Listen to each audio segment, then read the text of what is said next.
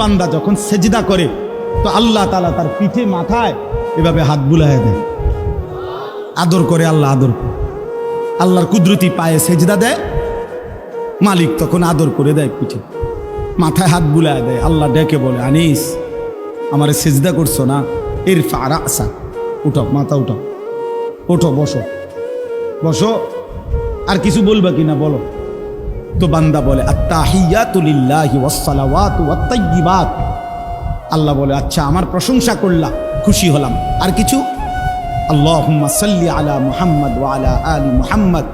ও মাশাআল্লাহ, আমার বন্ধুর প্রশংসা করলা, দুরূদ পড়লা, আমি এত খুশি হলাম, এখন কিছু আর বলবা?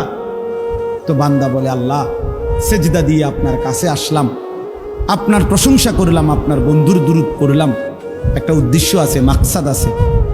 কি মাকসাদ, কি উদ্দেশ্য?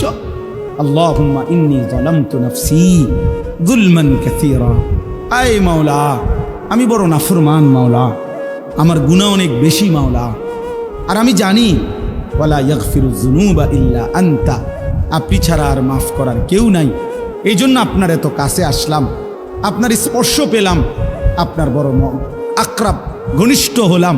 উদ্দেশ্য হলো ফাগফিরলি মাগফিরাতাম মিন ইনদিক, আপনার পক্ষ থেকে আমারে ক্ষমা করে দেন, ওয়ারহামনি, আমার একটু দয়া করে দেন, ইন্নাকা আনতাল গফুরুর রহিম, আপনি মাফ করবেন না কা, আপনি তো ক্ষমাশীল, আপনি দয়া করবেন না কেন, আপনি তো রহিম, দয়াবান।